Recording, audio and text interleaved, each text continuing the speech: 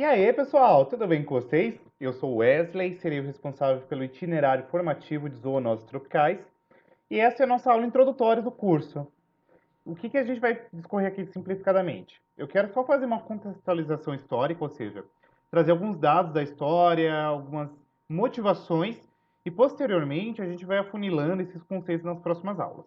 Então, cara, não se preocupa que eu não vou massacrar vocês de conceitos nesse primeiro momento. A ideia central aqui é que vocês entendam por que é importante a gente compreender as zoonoses dentro da saúde pública. Firmezinha? Então vamos lá. O objetivo macroscópico da nossa aula é simplesmente compreender o que é uma zoonose e, consequentemente, eu quero apresentar para vocês um panorama de várias ideias que a gente vai debater, aprofundar e, consequentemente, se apropriar nas próximas aulas, beleza? Então, o que eu quero que vocês se intentem? Pensar em doenças e, consequentemente, pensar aí nos animais é um rolê que vem de eras muito longínquas. Já tem alguns relatos, inclusive, acerca do período neolítico, no processo de domesticação de animais, que esse processo de domesticação, isto é, você começar a utilizar animais aí para algumas coisas, como por exemplo, agricultura, até mesmo para alimentação e etc., acabou eclodindo com o surgimento de várias doenças. Então, desde a antiguidade, o homem vai relacionar o surgimento de algumas doenças com a presença de animais, como por exemplo, a peste negra, que estava associada com roedores, a raiva, que está associada, por exemplo, com animais como gato ou cachorro, a peste de Atenas. Então, existe ao longo da história um relato de várias doenças que estariam diretamente atreladas com alguns animais, tá bom? Então, isso daqui já dá meio que um spoiler do que a gente precisa compreender dentro da doença, da disciplina, perdão, de zoonoses tropicais. E aqui eu tirei para vocês esse seguinte relato, ó. Entre os venenos primários estão contados a língua e o coração dos morcegos. Até agora, não descobri se comidos são da mesma natureza da peçonha do cão raivoso. Esse dado aqui interessante já nos demonstra que provavelmente a raiva teria associado aí com a origem em morcegos, tá? E aí, já para a gente engatar aqui na velocidade 1, a zoonose nada mais é do que toda e qualquer doença ou infecção que se transmite naturalmente entre animais e homem e vice-versa.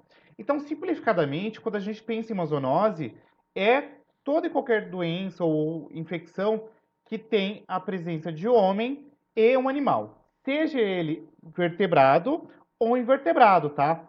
Porque, consequentemente, aqui já vale uma nota de rodapé.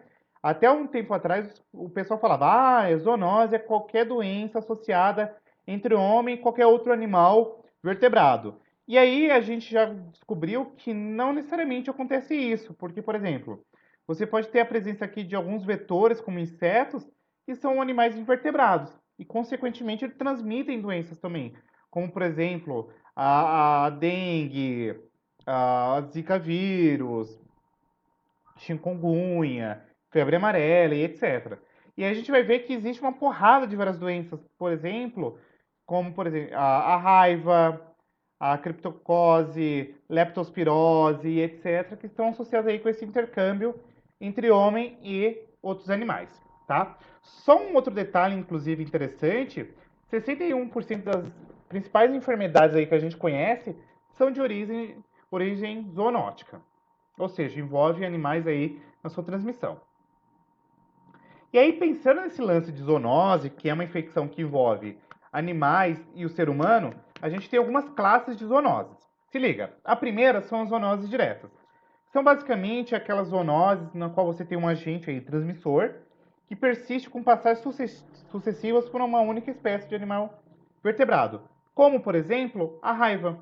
Você tem aqui a presença de um animal vertebrado, como, por exemplo, um cão ou um gato, e isso é transmitido aqui ao ser humano, tá bom? Exemplo clássico de zoonose direta é a raiva. Agora você tem uma outra classe de zoonose que a gente chama de ciclozoonose, que é basicamente uma situação na qual agora você tem obrigatoriamente a passagem desse agente aí infeccioso por dois ou mais espécies aí distintas de animais. E aí o que acontece, mano? Se liga. Na ciclozoonose, tu vai ter a presença de intermediários aí nesse meio, do processo de infecção. Como, por exemplo, o que acontece aqui no complexo teníase cisticercose. Você tem a presença, por exemplo, do boi, do porco, até mesmo de outros animais, como, por exemplo, o cão, envolvido aqui nesse ciclo, tá? Nós temos ainda a metazoonose, que é uma situação na qual agora o agente infeccioso passa por um hospedeiro invertebrado para que o seu ciclo se complete. Aí você deve estar perguntando, mano, como assim? Você tem a presença, por exemplo, da febre amarela, do Aedes aegypti, etc.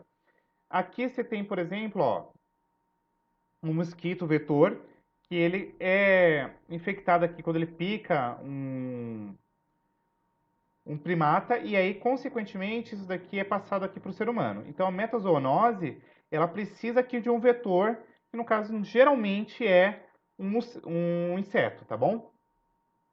E nós ainda temos aqui a saprozoonose, que é justamente uma situação na qual essa doença que é transmitida de um animal para o ser humano e vice-versa, ela passa por transformações no ambiente externo sem ausência de parasitismo. Exemplo clássico disso daqui é a toxoplasmose, a criptocose. Então a gente vai ver, por exemplo, em algumas doenças como a toxoplasmose, que a fezes de gatos, por exemplo, ela está aqui no ambiente e isso pode ser diretamente direcionado aqui para o ser humano, tá bom? E aí, nesse sentido, o que eu quero já que vocês entendam, que zoonose é toda e qualquer infecção ou doença que envolve um ser humano e um outro animal, seja vertebrado ou invertebrado, beleza? E, consequentemente, um consegue infectar o outro, tá? Não pense somente que a infecção estaria atrelada somente do animal vertebrado ou invertebrado para o ser humano. Pode acontecer de ser humano para o animal também, tá? Mas não menos importante, pensar em zoonose é pensar também em algumas relações socioambientais. Porra, como assim? O meio ambiente também influencia no surgimento de doenças. Então, nesse sentido, a gente vai ver que, por exemplo, o processo de urbanização, industrialização, agricultura, tudo isso daqui acaba acarretando no processo de surgimento de novas doenças. Só para vocês terem uma noção aqui, uma dimensão mais macroscópica desse processo, existe aí já alguns relatos, por exemplo, que o derretimento das calotas polares aí na região da Antártida pode fazer com que haja a eclosão de novas doenças virais, tá?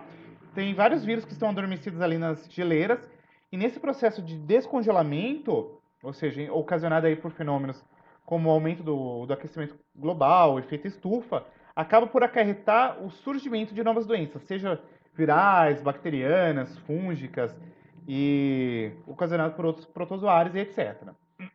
Beleza? Então a gente pode pensar que esses processos aqui de urbanização, industrialização, a agropecuária, isso daqui pode surgir novas doenças. E não menos importante, a gente pode ter alteração também de outras doenças que acabavam sendo meio que restritas a algumas regiões, como por exemplo a febre amarela. Nós temos dois tipos de febre amarela, para quem não sabe. Nós temos a febre amarela silvestre e a febre amarela urbana. Mano, te liga. Nesse processo de extinção de flora e fauna, tu tá tendo migração agora da febre amarela para ambiente urbano, tá? Então, mó idiotice. O pessoal fala, e os macacos que são os causadores aí da febre amarela. Não, caramba. Vocês que estão destruindo o habitat natural dos macacos e, consequentemente, você está obrigando o vetor que transmite a doença migrar da zona silvestre para a região urbana, tá? E, consequentemente, você vai ter aí os mosquitos vetores vindo para o ambiente urbano e você vai ter a febre amarela em ambiente urbano. Então, percebamos que é muito louco esse rolê. Por exemplo, urbanização. A gente sabe, por exemplo, vocês que moram aqui em Santo André, que em dezembro deu uma puta chuva aqui na região do Jardim Santo André, que alagou toda aquela região ali que tá entre o Jardim Santo André, Vila Luzita, início ali da Vila Vitória. E aí aqui dali alagou, né? Você vê os ratinhos lá, lindo, nadando. Que doença que a gente pode ter ali? Leptospirose, porque é uma doença que é ocasionada aí pelas fezes e urinas de roedores, por exemplo, como os ratos, que vai transmitir a leptospirose. Então a gente tem uma série de várias doenças que estão diretamente atreladas com esses processos, tá? E aí, nesse sentido, a gente vai ter Já um dado aqui que é extraído de um trabalho do Monteiro, de 2008, que 75% das doenças consideradas emergentes têm origem aí em uma vida silvestre, seja de forma direta ou indireta, por meio de vetores. Então, percebamos que aqui você vai ter alguns vetores que estão atrelados com esse processo. E, consequentemente, a destruição do meio ambiente vai alterar todo esse ciclo aí de restrição em algumas regiões endêmicas, que passam a ser agora epidêmicas e etc. Mas não se preocupa, que esses conceitos de endemia, epidemia, pandemia, a gente vai aprimorar nas próximas aulas, tá bom? E aí, quais são os fatores que estariam atrelados aí com o surgimento dessas novas doenças, dessas novas zoonoses? A gente pode ter, por exemplo, alterações climáticas, né? Ou seja, como eu falei anteriormente, esse processo de alteração do meio ambiente, do clima, acarreta aí o surgimento de novas zoonoses, de novas doenças, tá? O desmatamento também acarreta isso. Extinção da fauna também. E aí, consequentemente, esse processo, por exemplo, de alterações climáticas, como por exemplo o El Niña, que vocês já devem ter ouvido aí nas aulas de geografia, acabou fazendo com que houvesse epidemia de malária aqui registrada em vários países do mundo, tá? Então você tinha essa situação aqui, ó, e aí começa a ter focos de malária em outras regiões do mundo. Claro que essas alterações climáticas, elas são aí oriundas do processo de industrialização. Então, lá na metade do século XIX em diante, com o processo da Revolução Industrial, tu tem agora alterações climáticas drásticas e, consequentemente, tu tem aí o aquecimento global. O que acarreta em alterações de fenômenos naturais como El Ninho, efeito estufa e etc. E isso acaba alterando todo o equilíbrio dos ecossistemas, de maneira a qual você vai ter agora a eclosão de doenças que estavam restritas em algumas regiões para outras, tá bom? O desmatamento também é outra situação aqui que merece um olhar mais atento da gente ao longo das aulas. Por quê? Quando você aumenta as fronteiras agrícolas, você acaba aumentando aí como se fala, o surgimento de doenças em regiões como, por exemplo, centros urbanos. Por exemplo, ó, tem essa doença de Lyme aqui nos Estados Unidos, que está diretamente atrelado com o aumento das fronteiras agrícolas, como, por exemplo, a morte de cervídeos fez com que houvesse um aumento de carrapatos aqui nos centros urbanos, que, consequentemente, acarretou, por exemplo, em aumento aí de casos de doença de Lyme. A hantavirose, por exemplo, aqui no Brasil, que é uma doença, uma zoonose atrelada aqui com roedores, está diretamente atrelado com o processo de desmatamento e morte de taquaris, tá? Que acaba ocasionando aqui o deslocamento de roedores, por exemplo, a centros urbanos ali da região do Paraná, de Santa Catarina. Você tem até alguns casos aqui em São Paulo já descritos de hantavirose. A extinção de faunas também acaba acarretando aí várias tretas também, porque ó, você tem fragmentação e perda de habitat, introdução de espécies aqui que comumente não estavam associadas, poluição e, consequentemente, acaba tendo aqui um fenômeno que a gente chama de superexploração e crescimento populacional humano. Então, tem até uma questão interessante no Enem do ano desse ano, de 2021, que trouxe aí, do Enem não, perdão, acho que foi, se não me salva a memória, foi da Unicamp, que mostra que o aumento das regiões urbanas está diretamente atrelado com o aumento de várias zoonoses, tá? Então a gente precisa entender que extinguir algumas espécies acaba por acarretar todo um desequilíbrio nos ecossistemas, e isso você pode ter como resultado o surgimento de novas espécies aí, que são espécies invasoras, tá? Espécies exóticas que acabam aí acarretando o surgimento de novas zoonoses. Consequentemente, eu quero que vocês entendam que toda e qualquer vez que eu falar de fragmentação ou perda de habitat, nada mais é do que uma situação na qual você tem uma divisão grande e contínua de vários fragmentos isolados, e aí, consequentemente, nesse processo de fragmentação, ou seja, de você dividir, você vai ter agora surgimento de vetores em fase de trânsito, vão se disseminar, vai se adaptar e, consequentemente, você vai ter aqui um processo que a gente denomina como adensamento populacional, e aí você vai ter novos focos desses vetores e, consequentemente, aumento de várias zoonoses.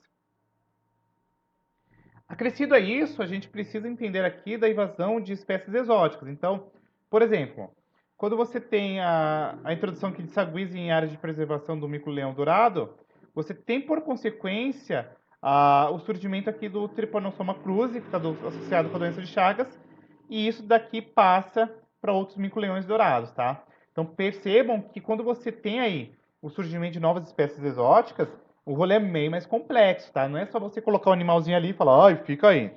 Não, você pode ter, por exemplo, agora, o surgimento aí de uma nova rota para que novas doenças transmissíveis sejam aí inseridas em diferentes contextos aí, em diferentes habitats. E aí, a superexploração e o crescimento populacional urbano. O que a gente precisa entender? Você tem, por exemplo, ó, olha, eu tirei esse print aqui, surto de pistacicose urbana no Rio Grande do Sul associado ao contato com caturitas. O que significa isso daqui, mano? Você, por exemplo, fazer a venda ou a compra de animais silvestres, você não sabe o que tem ali. E aí, consequentemente, você pode ter algumas doenças também atreladas aqui com esse comércio ilegal aqui de espécies silvestres, tá? E aí, a gente vai comentar nas próximas aulas que a gente precisa destacar aqui, ó, o ciclo enzonótico, epizootico e ciclo epidêmico. O que significa isso aqui? O ciclo zoonótico ele sempre está associado aqui com o ambiente natural, ou seja, vamos supor uma situação que você só tem uma única rota. Você pode ter uma modificação nesse processo aqui, seja em decorrência de expansão de fronteira, etc. E aí surge aqui a presença do vetor, que está associado aqui com o surgimento, por exemplo, de uma coisa que era urbana, rural, silvestre, para um ambiente urbano, tá? Mas esses conceitos de ciclo enzootico, episótico, epidêmico, a gente conversa na próxima aula.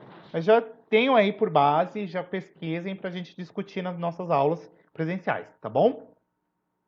E aí, vem a perguntinha. Qual desses animais aqui seria o maior hospedeiro de zoonoses? Morcegos, roedores, galinhas, primatas, cães ou bovinos? E aí, qual será, hein? A resposta eu já trago para vocês nesses dois dados aqui, ó. Esse gráfico eu tirei de um artigo da Nature de 2012, do Dexler, e ele mostra aqui algumas zoonoses associadas com alguns vetores, ó. Tem aqui morcegos, roedores, galinídeos, cães, bovinos e o próprio ser humano. E eles apresentam aqui ó, a média de infecções por hospedeiro, roedores e por aí vai. Se vocês perceberem, a boa parte das infecções aqui estão associadas a morcegos, tá? E aí já apresento para vocês alguns dados, inclusive, da literatura. Ó. Detecção de alfavírus em morcegos aqui no Brasil, na região sul do Brasil, sudeste, perdão, na zona urbana. Primeira detecção de adenovírus em morcego vampiro, tá? Aqui no Brasil. E aí, isso daqui já nos demonstra que o principal reservatório de vírus, por exemplo, aqui no Brasil, por exemplo, de raiva aqui no Brasil, é morcegos.